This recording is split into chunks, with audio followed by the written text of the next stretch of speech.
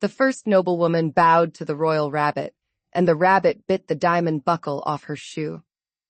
The second noblewoman called him adorable, so he hopped onto the dessert table and kicked a custard tart into her neckline. By the time I entered the ballroom with a tray of carrot ribbons, the most feared creature in the palace weighed less than a soup pot.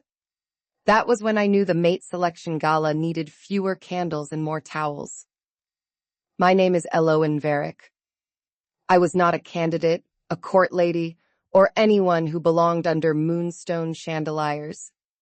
I was a kitchen omega with flour on one sleeve, carrot stains on my apron, and strict orders to refill the animal refreshment table without becoming part of royal history. The palace staff had rehearsed the rules all afternoon. Do not speak unless spoken to. Do not meet the Alpha King's eyes unless he asks for directions, a weapon, or a witness. Do not spill anything on a noble with a family crest. Most important, do not interfere with the royal bonding office. The royal bonding office was currently being defeated by a rabbit. Sir Bristle, guardian of the royal bloodline, sat in the wreckage of a sugar rose display. He was white, round, bright-eyed, and somehow looked like an elderly judge trapped inside a loaf of bread. A tiny silver crest hung from his collar. One ear had icing on it. He chewed a duchess's satin glove with the calm focus of a man signing death warrants.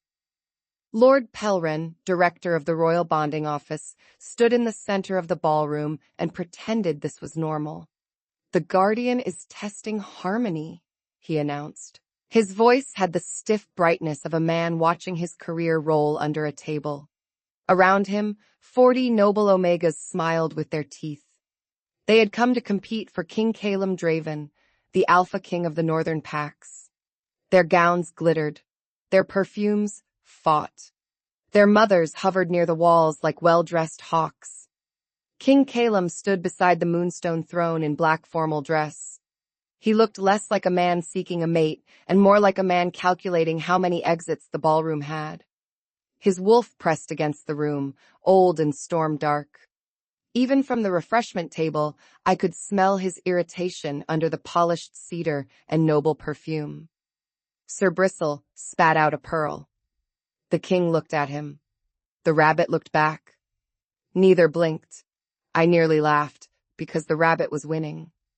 Lord Pelren clapped once. Candidates may now demonstrate patience, grace, and acceptance by the royal guardian. That was the official wording. Everyone knew the real test was simpler. If Sir Bristle allowed a woman to touch him, the royal bonding office would claim she had natural queenly calm. If he bit her, they would pretend he had been startled by music. A baron's daughter crouched first. She held out a sugar flower between two perfect fingers. "Come here, sweet little lord," she cooed. Sir Bristle sniffed the flower. Then he sneezed hard enough to flip it into her face. Pink icing dotted her nose. The musicians missed 3 notes. A footman beside me made a sound that had ambitions of being a cough and failed. I looked down at my carrot tray and reminded myself that kitchen staff survived by not enjoying noble humiliation too openly. The next candidate tried a silk scarf as a net. Sir Bristle ducked, and the scarf landed over a councilman's head. Another whispered a charm meant to soothe small animals. The rabbit paused, looked personally insulted, and kicked her ankle.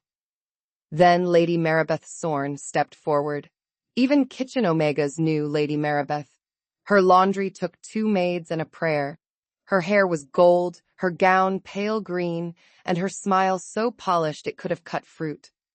She lowered one hand towards Sir Bristle with patient grace. The rabbit froze. That was the first moment I stopped finding the scene funny. The air near him changed. Most people smelled the violets in Lady Maribeth's perfume and the sugar on the table. I smelled what Sir Bristle left behind when he backed away from her. Fear, sharp and sour. Not annoyance. Not mischief. Real fear. Beneath Lady Maribeth's perfume sat a thin mineral bite. It reminded me of the old silver traps stored in the hunting shed, the ones no wolf liked near the kennels. Sir Bristle bolted. He shot between the legs of two candidates, crossed the ballroom, and ran straight toward me. I had one clear thought. Please do not involve the carrots. He involved the carrots. Sir Bristle jumped onto my tray. Carrot ribbons flew into the air like orange confetti. One landed on Lord Pelrin's shoulder. Another stuck to the Alpha King's polished boot. The whole ballroom stared at me. I crouched at once, because servants who are lower than trouble sometimes survive it. Sir Bristle sat in the fallen carrots and watched me with one dark eye. He smelled excited, frightened, and deeply pleased with the destruction. I picked up one clean ribbon and placed it on the floor between us. Poor table manners, I murmured. His ears flicked. Behind me, someone gave a low breath that was almost a laugh. I did not turn around. I knew that scent now. Rain on stone, tired wolf, old power. The Alpha King had heard me scold his rabbit. Sir Bristle ate the carrot ribbon. Lady Maribeth moved closer. The rabbit's fear returned so fast my throat tightened. He sprang away, crossed the ballroom again, and vanished through the open garden doors. Several noblewomen surged after him. Lord Pelrin raised both hands. The Guardian has chosen the Moon Garden for the next phase. The council nodded with the dead-eyed courage of people rescuing a disaster through vocabulary. I should have returned to the kitchen. Head cook Brenna would be counting spoons. My place was among steam, chopped herbs, and people who only yelled because the sauce was splitting. Then Sir Bristle's face appeared in the garden doorway. He looked directly at me and stomped one hind foot. It was not a request. It was a royal summons from a creature with icing on his whiskers. I sighed, picked up the last carrot, and followed. The moon garden had been prepared for romance. Lanterns hung from cypress trees. Rose petals covered the paths. Velvet cushions waited beside a marble fountain, probably for graceful candidates and solemn recognition. Sir Bristle used the first cushion as a toilet. That ended the romance. A noble girl shrieked. A footman tried to remove the cushion, and Sir Bristle chased him around the statue of the first Alpha Queen. The statue stared ahead with the expression of a woman who had survived worse men and expected no better from rabbits. I stayed near the herb border, where lavender brushed my skirt. Out here, without all the ballroom perfume, Sir Bristle's trail was easier to understand. He had run in loops and proud little zigzags. There was glee in the scent. There was irritation. But whenever Lady Maribeth had passed, his trail broke hard into panic. She stood near the fountain, graceful as a painted blade. "Block the west hedge," she told a guard. The guard hesitated because she was not his commander. Then he saw Lord Pelrin watching and obeyed. Sir Bristle slipped under a stone bench. I crouched near the lavender and pretended to retie my apron. The last carrot rested in my palm. I did not stare at the bench. Animals hated being stared at when they were afraid. Wolves did too, though wolves called it dignity. "You're making many important people look foolish," I whispered. Sir Bristle's nose appeared beneath the bench. "I support the mission," I added. But the cushion was excessive. His whiskers twitched. A shadow fell beside me. I looked up and found King Caleum standing close enough that my knees forgot their duties. Up close, he smelled of cold rain, cedar smoke, and a wolf trying very hard not to snarl. "You are speaking to my rabbit," he observed. His voice was low enough to make the lavender tremble. I kept the carrot visible. "Your rabbit seems to prefer honest conversation." Caleum glanced at the bench. Sir Bristle withdrew his nose with rude speed. "He has bitten 6 candidates, 2 guards, and the Minister of Roads." Was the minister standing too close? The king paused. "He was breathing." I nodded. "Some rabbits have standards." For one dangerous second, the corner of his mouth moved. Then Lord Pelrin hurried toward us with 2 councilwomen behind him, and the almost smile vanished. "Your Majesty," Pelrin called. Lady Maribeth has nearly secured the Guardian. We should allow registered candidates the proper space. Registered candidates. Proper space. Meaning the kitchen Omega should remove herself before the test embarrassed the people who invented it. I began to stand. Sir Bristle exploded from under the bench and climbed my skirt. I made a sound no future queen should ever make. The rabbit scrambled into the crook of my arm, shoved his head beneath my apron bib, and went perfectly still. His heart hammered against my ribs. He smelled terrified and furious and offended that everyone had forced him to use a kitchen worker as a fortress. The garden froze. Lady Maribeth held a velvet net near the fountain. 2 candidates were tangled in rose vines behind her. Lord Pelrin went pale in careful stages. Caleum looked at the rabbit, then at me. His wolf rose in the air, not as an attack, not as a claim, more like a sleeping beast lifting its head. The pressure touched my skin and then eased, because Sir Bristle was no longer shaking, because my arms were not reaching to possess him, because I smelled of carrots, lavender, and no ambition at all. Pelrin recovered first. "A charming accident," he declared. The Guardian was startled and sought the nearest food handler. Sir Bristle lifted his head from my apron and stared at him. Then he made a noise. I had never heard a rabbit sound so much like a curse. Caleum folded his arms.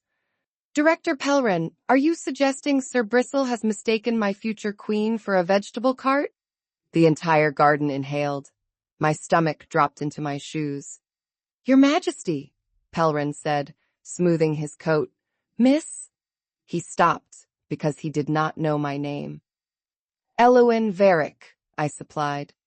Sir Bristle thumped his hind foot against my hip, as if filing it into court record. Pelrin's smile thinned. "Miss Veric is valued household staff, but she is not a candidate." "Sir Bristle appears unconcerned with your paperwork," Caleum said.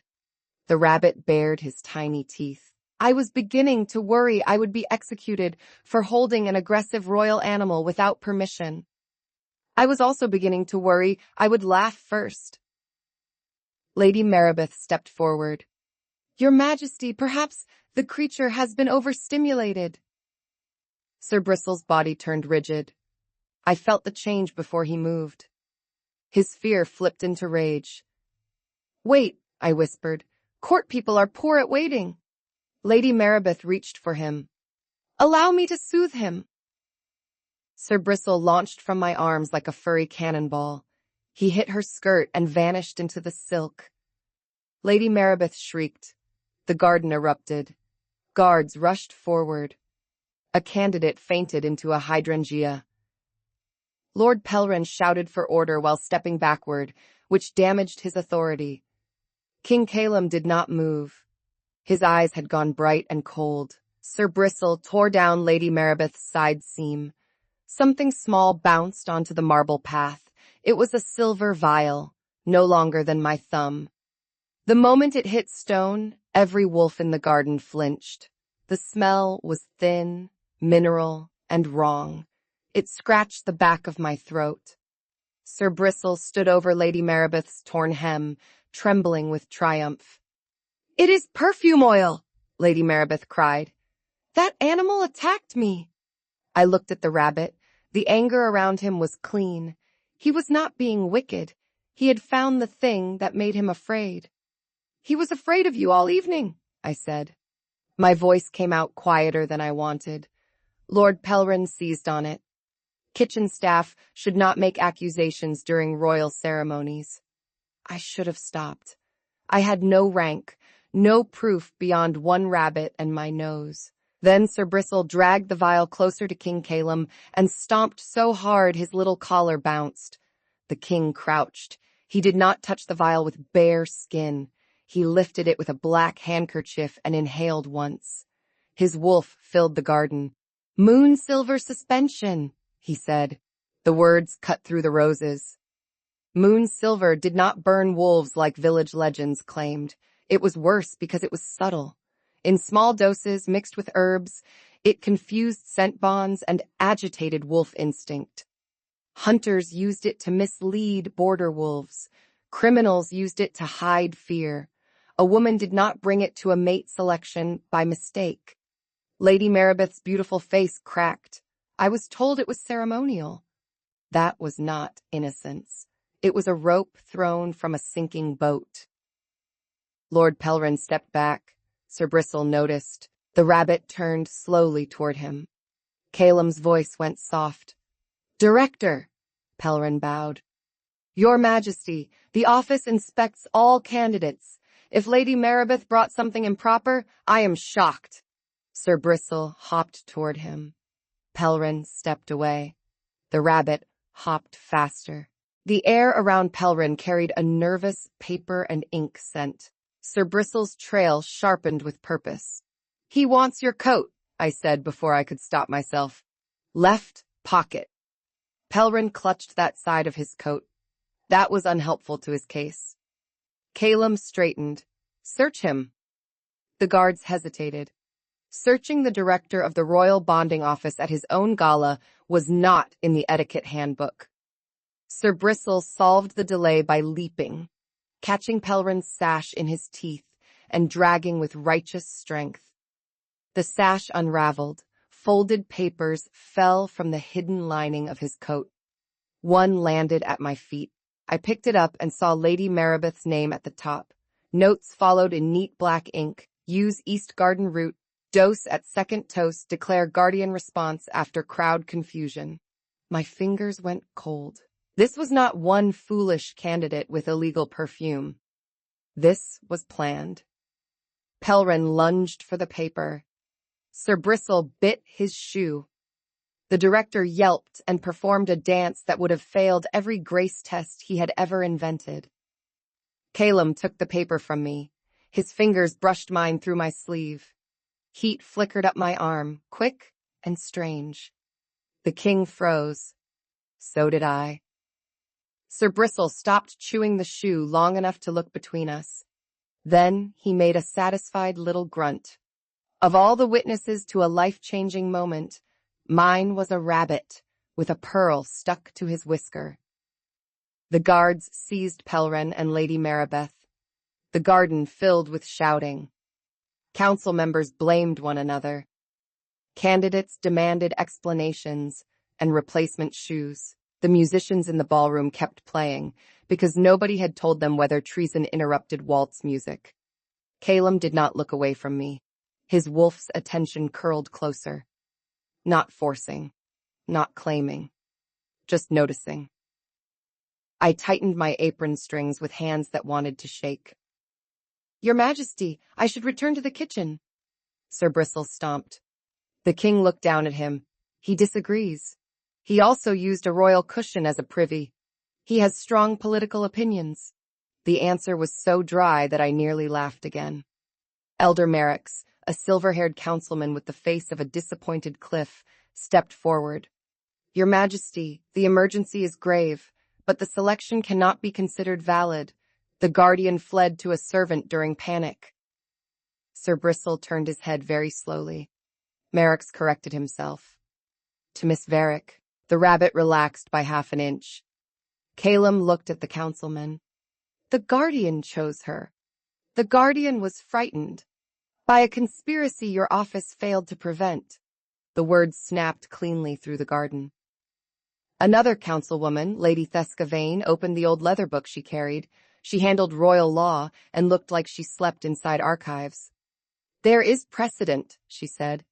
If the guardian chooses outside the roster during a corrupted selection, the chosen person may face the final recognition test. That sounded awful. I raised one hand. I am not a candidate. No one listened. Staff invisibility had protected me for years. Tonight it was failing at the worst time. Lady Thesca continued.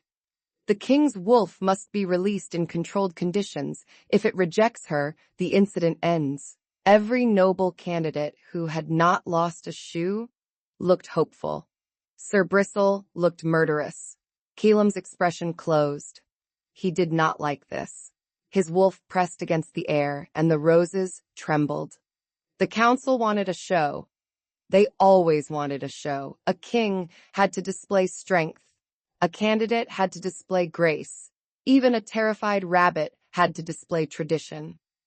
I felt sorry for Caleum before I could stop myself. That was absurd. Nobody felt sorry for the Alpha King. He could crush an oak door with one shoulder and probably make tax collectors apologize by breathing. Yet beneath the storm scent around him was the same trapped note I had smelled beneath the bench. He and Sir Bristle had the same problem. Everyone kept trying to catch them for ceremonial reasons. Sir Bristle hopped to my shoe and nudged it. "Do not start," I told him. He nudged harder. Caleum's voice softened. "You may refuse." That silenced the garden more than any command. The council did not like it. A few candidates looked offended that I had been offered the one luxury no one had given them. I wanted to refuse. I wanted the kitchen, my cot, and leftover potato stew. I wanted to tell Sir Bristle to choose someone with stronger shoes. Then Pelrin, pale between two guards, gave a thin smile. "Of course she will refuse. A kitchen omega knows when the room is above her." I had been insulted by better people while carrying worse soup. Still, something inside me went still. Sir Bristle's ears flattened. Caleum turned toward Pelrin, and the air grew cold. But I spoke first. "I know when a room is above me," I said. "That is why I keep cleaning up messes made by people standing in it." A footman near the hedge choked. Sir Bristle hopped in a proud circle. Caleum's eyes warmed with dangerous amusement. "Miss Veric accepts the test." "I did not say that." "No," he agreed, "but Sir Bristle is already leading you." The rabbit had grabbed my apron tie in his teeth and was dragging me toward the old courtyard. It is hard to preserve dignity while being escorted by a creature shaped like a dropped powder puff. I followed because wrestling a royal rabbit in front of the council seemed worse. Also, because I needed to know why the king's wolf had gone quiet when his fingers touched my sleeve. The old courtyard behind the moon garden was built from gray stone and cold purpose. A shallow pool reflected the night sky. Silver ivy climbed the walls. Iron lanterns burned blue at the corners, giving the air a clean, sharp smell. Sir Bristle sat on the center stone and began washing his face. Apparently this was not a solemn moment for him. Caleum removed his silver clasp and handed it to a guard. His black coat followed. Beneath it, his shirt was plain and dark, open at the throat. Moonlight touched a pale claw scar near his collarbone. I looked away, not quickly enough. "Are you frightened of scars, Miss Veric?" he asked. I focused on the rabbit, who had started nibbling ceremonial ivy. "I work in a kitchen, Your Majesty. I have seen what a bread slicer can do to fingers." The king gave that low, almost laugh again. Elder Merrick spoke from the raised walk. "The king will release enough of his wolf for instinctive recognition. The candidate will remain calm, respectful, and stationary." Sir Bristle sneezed. It sounded like a review. Power rolled outward from Caleum. His shadow thickened. His eyes brightened from gray to silver. His hands flexed, claws pressing where fingernails had been. The candidates behind the carved screen fell silent. His wolf was enormous even before it had a body. I smelled storm wind, wet stone, old blood, and the sour trace of moon silver agitation. My omega instincts told me to bare my throat. My common sense told me doing that near claws was poor kitchen policy. So I stood still. Mostly. My knees had a separate opinion. The wolf pressed closer through Caleum's eyes. It was angry, yes. Royal wolves were always angry in portraits. Anger looked noble beside a crown. But under it sat exhaustion. There was the stale pressure of months of forced meetings, false perfumes, political smiles, and people offering him women like treaties. He smelled cornered. Sir Bristle hopped between us. Elder Merrick barked, "Remove the guardian!" The rabbit stomped. No one removed him. Caleum's wolf stared down at Sir Bristle. Sir Bristle stared up at him. Neither blinked. It was their second silent battle that night, and I remained convinced the rabbit had better politics. The wolf's pressure eased by a thread. I breathed. He does not like being chased either, I said quietly. Caleum's silver eyes shifted to me. The council leaned forward. I realized I had spoken as if we were alone near the pantry. Heat rose in my cheeks, but I did not take the words back. Sir Bristle left fear everywhere people tried to corner him, I said. He only became mean when everyone decided he had to behave for the room. Caleum said nothing, his claws shortened by the width of a grain. Animals bite when the only choices offered are bite or be grabbed, I continued. Sir Bristle looked pleased. People do too, I added. The silence had teeth. For one heartbeat, I thought I had gone too far. Then Caleum laughed. It was not loud. It was rough, brief, and almost rusty from disuse. But it was real. The claws withdrew. The silver in his eyes softened. His wolf did not vanish, but it stopped pushing at the world like it wanted the world to apologize. Sir Bristle hopped to my foot and sat on it. The gesture was inconvenient and strangely comforting. Caleum took one step toward me. The bond struck like a bell muffled in velvet. Not lightning, not glowing marks, not the dramatic stories sung in taverns. It was quieter and more dangerous. His scent settled around mine, and my body recognized a place it had never been. My pulse steadied when it should have raced. My omega instincts, which had screamed all evening, stopped screaming long enough to ask one foolish question. Is this home? Sir Bristle leaned against my ankle as if the answer had been obvious since the custard incident. Eloen, Caleum said. It was the first time he used my name without the careful distance of Miss Veric. The council heard it. So did every candidate. So did the rabbit, who immediately bit my apron and tugged me one step closer. Traitor! I whispered down at him. Caleum heard and looked at Sir Bristle. He has served the crown faithfully. He ruined a cushion. Several councils have done worse. I laughed then. I could not help it.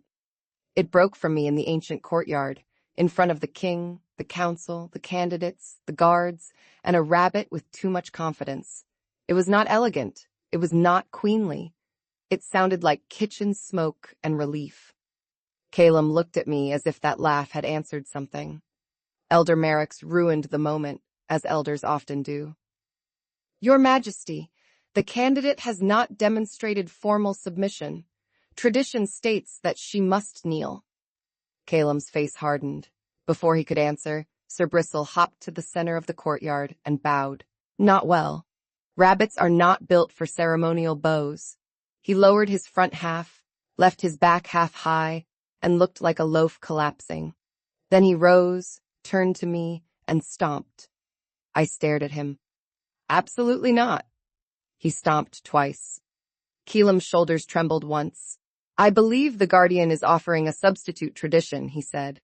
Elder Merrick's flushed. A rabbit cannot amend royal law. Sir Bristle looked offended by the limitation. I was tired, frightened, and still smelled like custard. That combination did not improve my caution. May I ask something? I called to the council. Several elders looked as if kitchen staff requesting speech was a sign of famine. Caleum answered, You may. I kept my eyes on Elder Merrick's. If the king's wolf has already recognized the bond, what does kneeling prove? No one answered. I reminded them that obedience was not rare in kitchens. Stillness was not rare beside turnip buckets. Respect for the crown had already been shown by the woman who brought carrots after the crown's rabbit attacked half the guest list. Sir Bristle lifted his head proudly. By the time I finished, the question hung plainly in the courtyard. Kneeling would prove only that the council could still make a woman lower herself after she saved the king from a trap. The courtyard went utterly still. Caleum crossed the stone and stopped before me. He did not ask me to kneel. He knelt. One knee touched the damp courtyard floor. The council erupted. Candidates gasped. A guard dropped his spear. The clang rang so loudly that Sir Bristle jumped sideways and nearly fell into the pool. Caleum looked up at me. His voice carried to every archway as he named me, recognized me, and told the council that his crown owed me truth. He would not begin a bond by demanding a posture he had not earned. My throat closed. This was not in any kitchen rule. Sir Bristle sniffed the kneeling king, sniffed my skirt, and gave a satisfied wiggle. Apparently the paperwork could proceed. I had no idea what to do with my hands. So I offered Caleum the last carrot. The courtyard made a collective sound of horror. The king stared at the carrot. Then he took it with solemn care and handed it to Sir Bristle. Sir Bristle accepted the tribute. That was how the Alpha King publicly recognized his mate while holding a vegetable.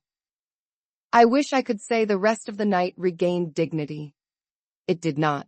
Once the bond had been recognized, everyone developed an urgent need to manage me. The council wanted a private session. The candidates wanted outrage. The guards wanted orders. The kitchen wanted to know whether the roasted quail should still be served. Sir Bristle wanted more carrots. Caleum offered me his arm. I hesitated because my sleeve was stained, and his shirt looked expensive enough to fund a bridge. He noticed. I have survived arrows. I can survive carrot stains. I placed my hand on his arm. The bond warmed, gentle and startling. Behind us, Sir Bristle bounded ahead like a herald. He paused only to nip Elder Merrix's boot. Was that necessary? I asked. Caleum watched the elder hop backward with a straight face. I try not to interfere with ancient tradition. That was when I realized the Alpha King was either more tolerable than expected or very bad for my self-preservation. We entered a small receiving room off the main hall. It had dark wood walls, maps, a low fire, and the fragile piece of a room without duchesses in it. That piece lasted 4 seconds. The door opened, and 3 officials entered. Elder Merrix led them, still limping from the boot nip. Lady Theska carried the old law book. Commander Orsith, head of palace security, carried papers and the expression of a man betrayed by rabbits. Your Majesty, Merrix began, we must discuss containment. Caleum stood by the fire. Of the conspiracy? Of the situation. Sir Bristle shot under a chair. The room gained a sharp smell of rabbit disapproval. Lady Theska looked at me with cool interest. Miss Veric, your presence complicates succession law. I do that sometimes, I said before thinking. Commander Orsith's eyebrow moved. Caleum looked into the fire. I suspected he was hiding another almost smile. Orsith placed folded papers on the map table and reported that Pelrin's office had already produced correspondence with Duke Sorn's household and 2 sealed packets of moonsilver suspension. My stomach tightened. 2? Caleum asked. Yes, the vial from tonight was the first. These 2 were prepared for later. The room grew colder. Lady Maribeth had not been the only plan. The gala had been one attempt in a larger scheme. The council's neat ceremony had almost hidden a slow attack on the king's wolf. Sir Bristle stopped grooming beneath the chair. His nose twitched toward the papers. Recognition moved through his scent. I pointed before I could lose courage. He wants the gray packet. Commander Orsith looked at me. He keeps looking at it, I explained. And he smells angry. The rabbit smells angry? Merrix asked. Sir Bristle turned his head toward him. Merrix stepped behind Lady Theska. Orsith handed the gray packet to Caleum. The king broke the seal and read the note inside. His face went empty, which was worse than rage. Lady Theska took the note. This references the cellar kennels. I knew those kennels. They were below the east wing, built for old hunting hounds and injured messenger wolves. Sir Bristle slept there during storms because he refused rooms that smelled like polish. Commander Orsith's jaw tightened. The kennels were inspected this morning. By whom? Caleum asked. No one answered quickly enough. Sir Bristle bolted. He did not wait for orders, tradition, or proper footwear. He shot between the commander's boots and out the door, a white streak of urgency. Caleum followed. So did I, because the rabbit had my apron tie in his mouth again. The chase through the palace was not like the gala chase. There were no silk nets or shrieks over ruined shoes. The corridors were darker now. Guards fell in behind us. Sir Bristle led with absolute certainty, skidding on rugs because confidence was not the same as traction. Once he slid into a suit of armor. The helmet clanged to the floor. Sir Bristle shook himself, offended by physics, and kept running. Caleum glanced back. Can you keep up? I was holding my skirt in one hand and being dragged by fate in the other. I peel turnips faster than most men draw swords. Useful. Not usually in coups. His mouth twitched despite the tension. At the east stairwell, the air changed. Warm cedar gave way to damp stone, straw, and animal musk. I had carried herb mash there for coughing hounds and once spent 2 hours convincing a retired guard dog that thunder was not a burglar. Tonight the kennels smelled wrong. Too quiet. Healthy animal silence breathed. This silence held its breath. Sir Bristle stopped at the bottom step and trembled. He stared at the kennel doors. The same mineral edge seeped through the cracks. Do not open that yet, I warned. Commander Orsith froze with his hand near the latch. I pointed to the threshold. A faint line of powder had collected against the floor, almost invisible in torchlight. A guard might have missed it. A cook who had swept flour from black stone for 10 years did not. Powder trap, I said. If the door swings inward, it scatters. Orsith swore under his breath. Merrick's arrived behind us, wheezing. How does a kitchen worker know that? Flour. Sir Bristle stomped as if flour had finally justified my existence. The guards removed the hinge pins instead of opening the door. When the panel lifted free, the kennel room appeared. 3 old hounds lay in their stalls, muzzles bound with silver thread cord. A messenger wolf paced weakly in circles. 2 fox kits huddled in a basket. Their water bowls were dusted with moon-silver powder. In the far corner, beneath a tarp, sat Sir Bristle's travel crate. Its little door had been wired shut from outside. Caleum's wolf surged so hard the torches flared. Sir Bristle made a sound I never wanted to hear again. He had not ruined the gala because he disliked perfume. He had escaped. Then he had tried to tell everyone. My hands curled. For once, I understood every bite. The guards freed the animals. I knelt by the nearest hound, careful not to disturb Powder. Old Rook watched me with cloudy brown eyes. He smelled of fear, nausea, and weak trust because he knew my apron from morning feedings. Easy, Rook, I murmured. I know. Everyone important is being foolish upstairs. Rook gave one tired wag.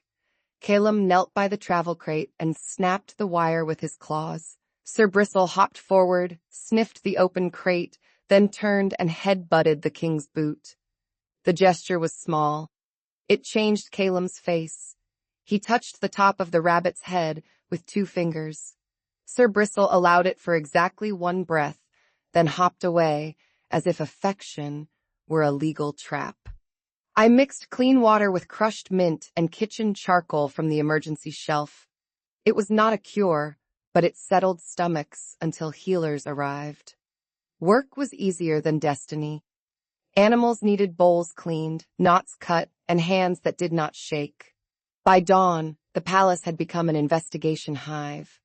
Pelrin's confession came first. He had coordinated with Duke Sorn's household. Lady Maribeth would approach the king during the second toast. Moon silver would confuse scent and agitate the king's wolf. Sir Bristle would be trapped, drugged, or discredited if he misbehaved. If Caleum refused the staged bond, they would claim his wolf had become unstable from avoiding the mate cycle.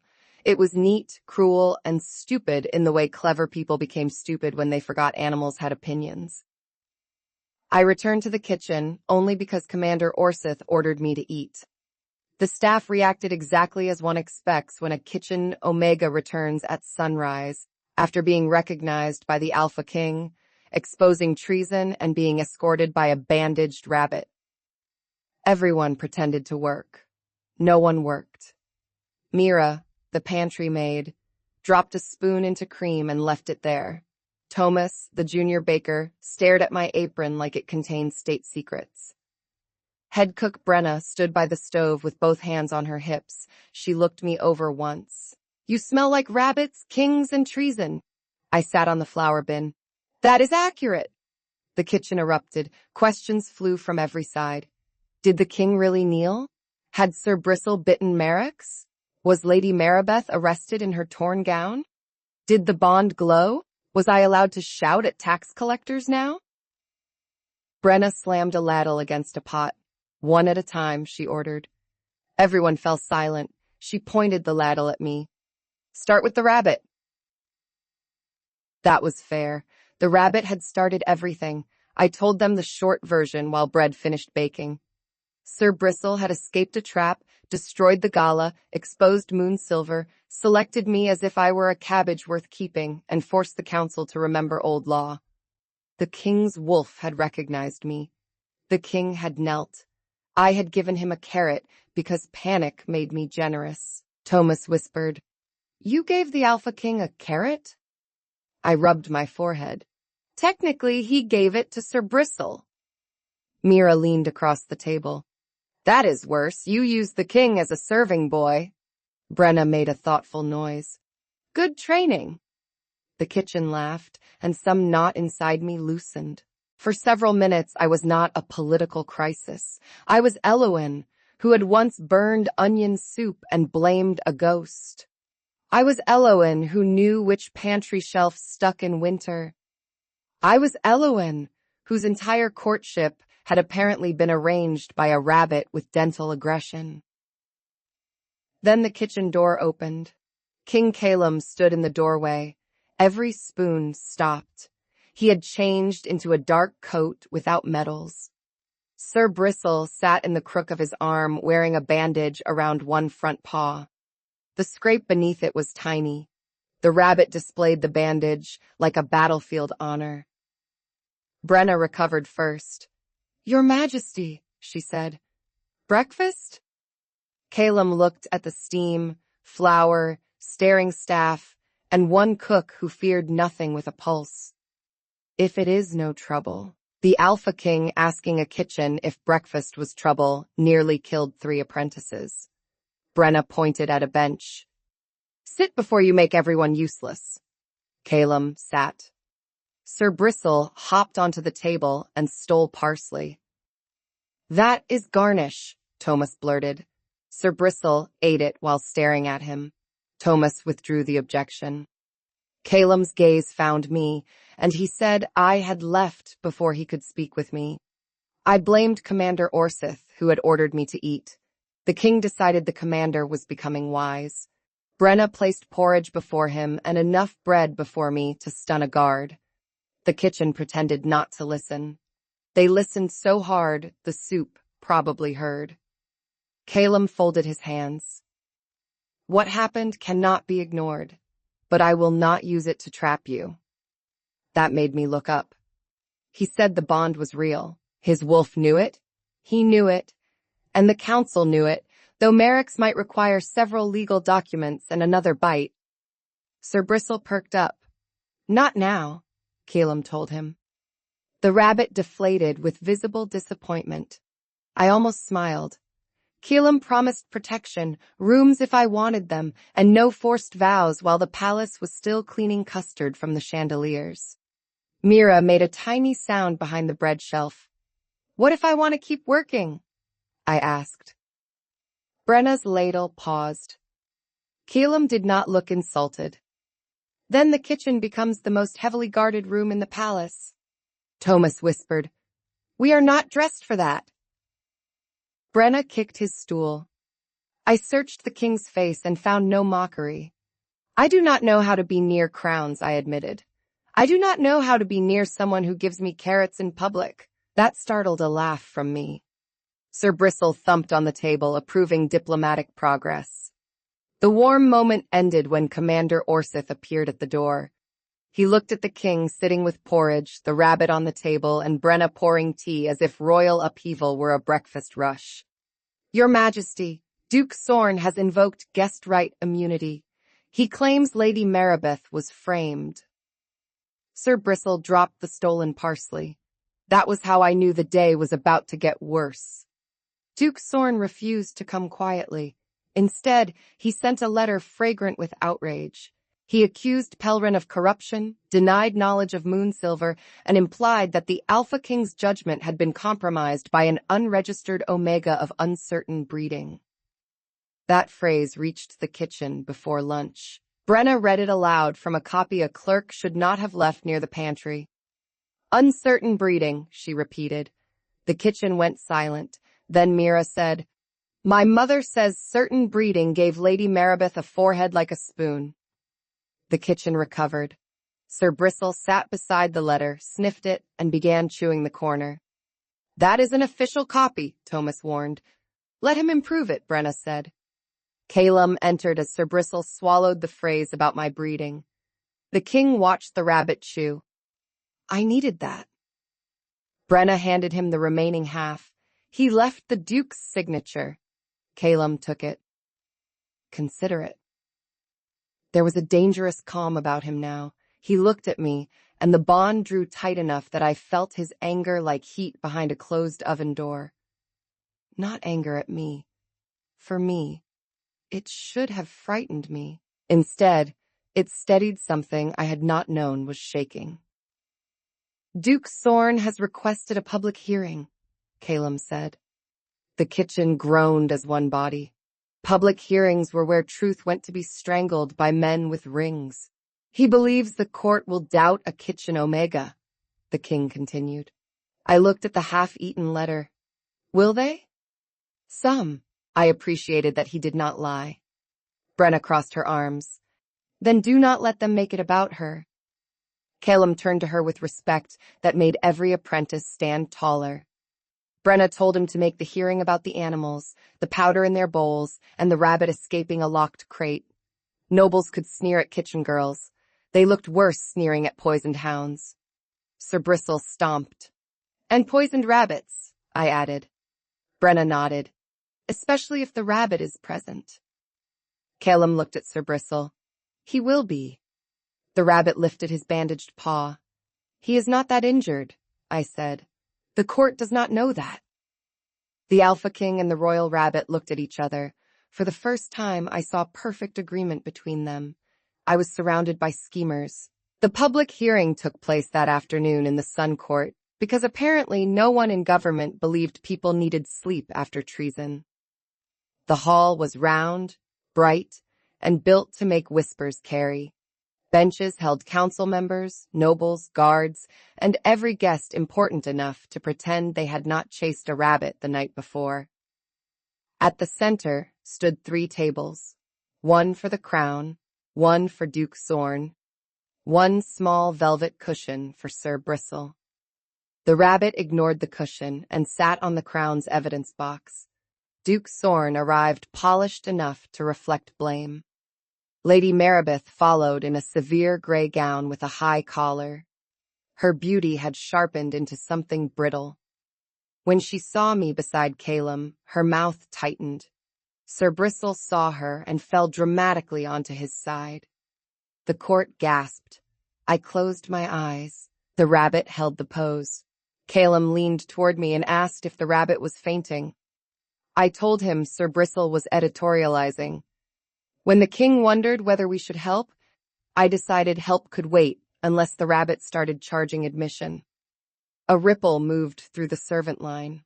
Not quite laughter, enough to warm the room.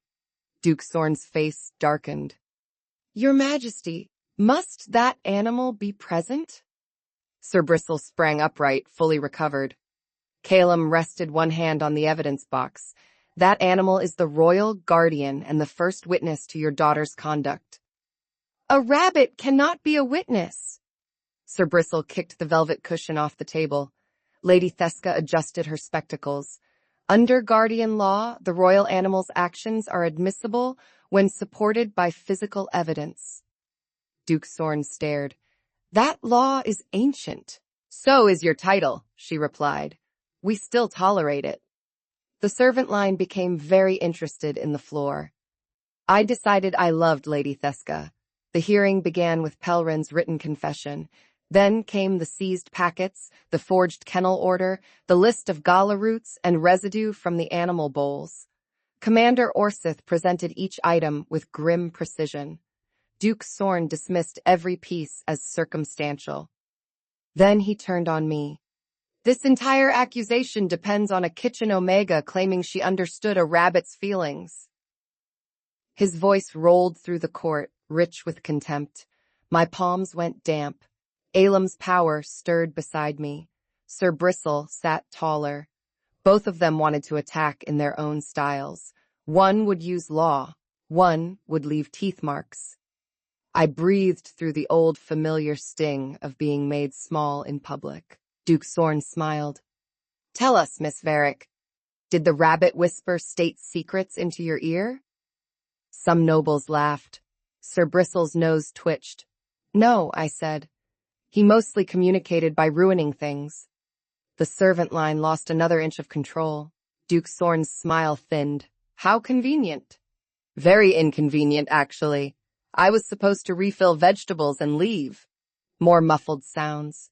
Caleum did not smile, but I felt his approval through the bond. Duke Sorn paced.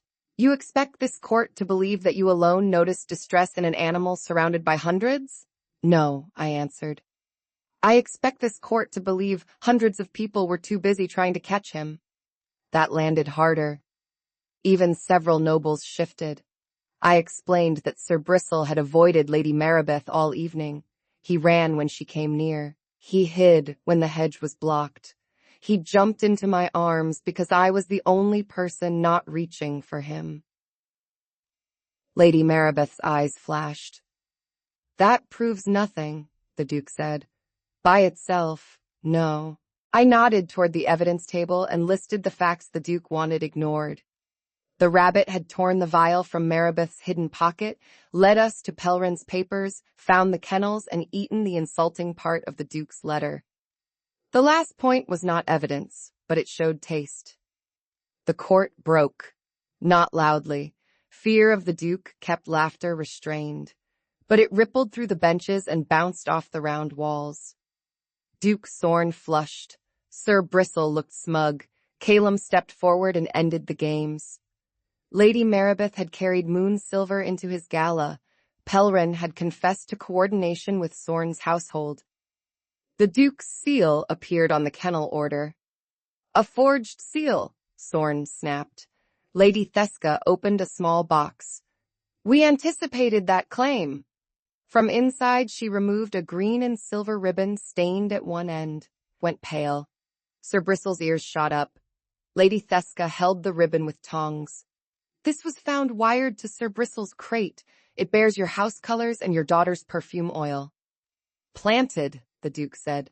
Sir Bristle lunged. He cleared the table, landed on the floor, and raced straight to Lady Maribeth. Guards moved, but Caleum raised a hand. The rabbit did not attack her. He slid under her chair and emerged dragging something pale, a handkerchief. Lady Maribeth grabbed too late. Sir Bristle brought it to me. Every eye followed. The cloth smelled of violet perfume, fear, and the same mineral bite. A tiny silver green S was stitched into the corner. Lady Maribeth had brought another treated cloth into the hearing. Commander Orsith took it with tongs. Moon silver residue. Lady Maribeth stood so fast her chair scraped. I only needed protection. Duke Sorn hissed her name. But the crack had opened. She turned on him with desperate fury and spilled the plan in front of the court. He had told her the king would never choose her otherwise. He had promised the rabbit would be contained. He had promised the kitchen girl would be dismissed before anyone listened. The court absorbed that in one stunned breath. Sir Bristle hopped onto his velvet cushion at last, having decided drama deserved comfort. Duke Sorn reached for his daughter's arm. Caleum crossed the floor so fast that the Duke froze before touching her. Caleum told the Duke exactly what he had done. He had plotted against the king's wolf, poisoned animals under the royal roof, and tried to force a bond through deceit. He would not touch another person in that court. Duke Sorn looked around for allies. He found benches full of people suddenly studying their rings. That is the thing about conspiracies built on ambition. They rarely include friends. Commander Orsith gave the order. Duke Sorn and Lady Maribeth were taken into custody. Pelrin's confession was entered. The bonding office was suspended before sunset. Lady Theska took temporary authority over mate law records, which delighted her and terrified everyone else. As guards led the Sorns away, Sir Bristle lifted his bandaged paw. The whole court watched. He held it there until they passed, then lowered it and began grooming with perfect health. A servant whispered, "Miracle recovery." I coughed into my sleeve. Caleum heard. Of course he did. He returned to my side and murmured that I had been right. Sir Bristle was faking half of it. At least half, I thought. But when the king considered exposing him, the rabbit looked at us with such wounded dignity that I granted him sick leave. The rabbit flopped dramatically on the cushion. The court, which had witnessed treason, legal rabbit testimony, and a public mate recognition involving a carrot, accepted this as the natural end of the hearing. That evening, Caleum found me in the dry pantry hiding behind sacks of barley. Sir Bristle sat beside me wearing a parsley crown made by Mira. He seemed pleased with his reign. The king stood in the doorway and asked if he should come back. I told him that depended on whether he had brought another council, another law, or another rabbit. He promised no council and no law, then narrowed his eyes at the idea of additional rabbits. Sir Bristle refused to confirm the population, dried apples, and safety. Outside, the palace rang with rumors. Inside, dust floated through a strip of evening light. For the first time since the gala began, no one watched us except the rabbit. Unfortunately, the rabbit watched with great intensity. Caleum leaned against a shelf. "You have been avoiding me. I have been avoiding everyone. Am I everyone?"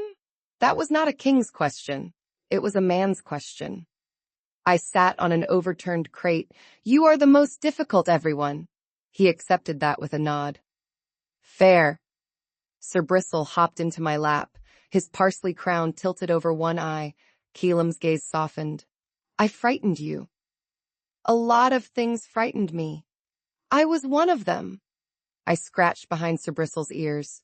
"Yes, but not because of your wolf." He waited. I told him that everyone had started speaking about my life like it was a law to interpret. I had been a person in the morning. By night, I had become an incident. Night, I had become an incident. Caleum's jaw tightened, but his voice stayed gentle. "You are not an incident." Sir Bristle sneezed. "He agrees," I said. "He may be agreeing with the barley. He has complex opinions." The small joke eased the air. Caleum crossed the pantry slowly and crouched in front of me, not close enough to trap, not far enough to hide. The bond between us stirred, warm and patient. He could not make the attention vanish, but he could make room inside it. He could give me time. He could stop the council from turning me into a seal on a document. Sir Bristle leaned forward and sniffed his sleeve. He also promised to keep Sir Bristle from eating most formal invitations, with no guarantees about anything sent by Merrick's. I smiled despite myself. "What do you want first?" he asked. No one had asked that all day. They had asked what I knew, what I saw, what I accepted, and what I proved. Not what I wanted. I looked around the pantry. Barley sacks, apple rings, Sir Bristle with parsley on his head, The Alpha King kneeling again, this time in flower dust instead of moonlit stone. I said the first thing I wanted was sleep. Caleum blinked. After that, I wanted clean clothes, a visit to the fox kits, and an explanation of what happened next that did not include the phrase uncertain breeding. His eyes darkened at that phrase. Sir Bristle bit the edge of my apron, possibly in solidarity. Caleum agreed to all of it before I added 2 more conditions. No public kneeling tomorrow, and no mate celebration involving animals being chased. He accepted both so quickly that I stared. Apparently, Lady Theska had already asked for wording on the second. The king froze, as if blessed by a very unstable saint. The rabbit sniffed his shirt, then settled there, parsley crown crooked, bandaged paw displayed for sympathy. Caleum looked at me as if asking whether movement was allowed. I informed him that he had to wait for Sir Bristle's permission, since this was his ancient tradition. The king seemed to begin regretting his ancestors. I laughed. The sound filled the pantry and came back softer from the shelves. Caleum's face changed while he listened, as if he had been handed something fragile and was determined not to drop it. For several minutes, we sat without solving the realm.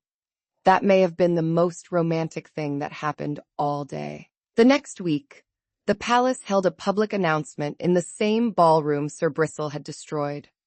The chandeliers had been cleaned. The dessert table had been reinforced.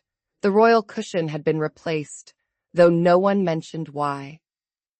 I wore a deep green gown, altered by the palace seamstresses. It was simple enough that I could breathe. My hair was pinned with small silver leaves. I did not look like a woman in a court portrait. I looked like myself after someone finally brushed the flour out. Caleum met me at the doors. He wore black again, but without the armor of forced ceremony. His eyes moved over me with such open wonder that I forgot the guards and guests. I even forgot Sir Bristle was attempting to climb a flower arrangement behind him. "Eloen," he said. That was all. It was enough. I took his arm. The room turned toward us. Whispers rose and fell. I smelled nerves, envy, roasted almonds, polished wood, and under it all Sir Bristle's excited smugness. "Your rabbit is planning a crime," I whispered. Caleum faced the room. "How serious?" "Medium." "Against whom?" Sir Bristle answered by leaping onto Elder Merrix's chair and stealing the folded speech from his hand. The elder shouted. The rabbit sprinted across the dais with the speech in his mouth. Caleum closed his eyes for one brief moment. I hoped for a lower medium. Sir Bristle dropped the speech into a champagne bowl and sat on it. Lady Theska leaned toward the soaked paper. That was the old draft. Elder Merrix looked betrayed. It was approved. It referred to Miss Veric as a stabilizing domestic influence. Caleum's eyes opened. The room cooled. Sir Bristle had not committed a crime. He had performed editing. Lady Theska produced another paper from her sleeve. I prepared a cleaner version. The second speech was short. It named the conspiracy, honored the injured animals, and thanked the kitchen staff. It also announced that King Caleum Draven had entered a recognized courtship with Eloen Veric, chosen under guardian law and accepted by the royal wolf. It did not call me domestic. It did not call me uncertain. It called me by my name. Caleum stepped forward. The room quieted. Sir Bristle remained in the champagne bowl, dampening the old speech with commitment.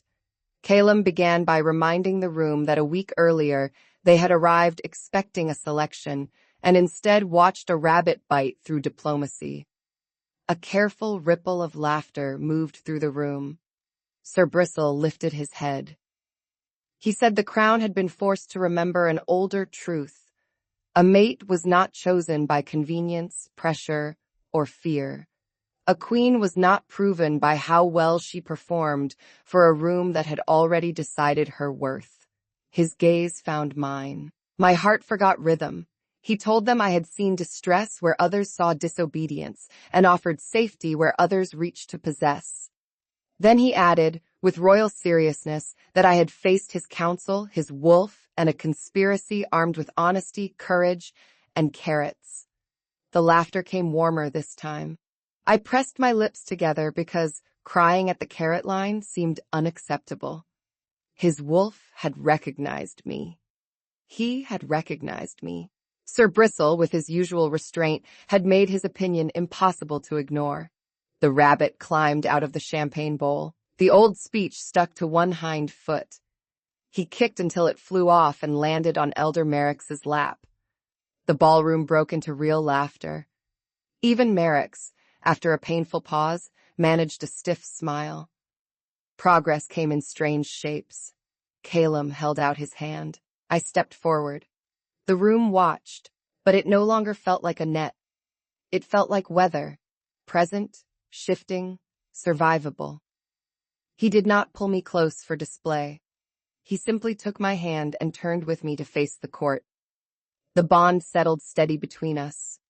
Sir Bristle hopped to my feet and sat there, damp, smug, and smelling faintly of champagne. The applause began with the servants. That mattered.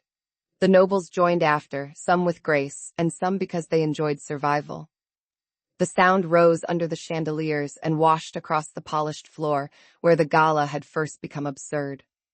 I stood beside the Alpha King, hand in his, while the royal guardian tried to chew the edge of my gown. For the first time, I believed I might survive the palace, not because it was kind, because I was not alone in finding it ridiculous. Later, Caleum and I escaped to the moon garden. The new law had already banned chase-based guardian testing. The kennels had clean water, new locks, and fox kits sleeping in warm blankets. The kitchen had received a larger budget after Brenna explained with terrifying calm that future queens should not have to steal herbs from the soup shelf.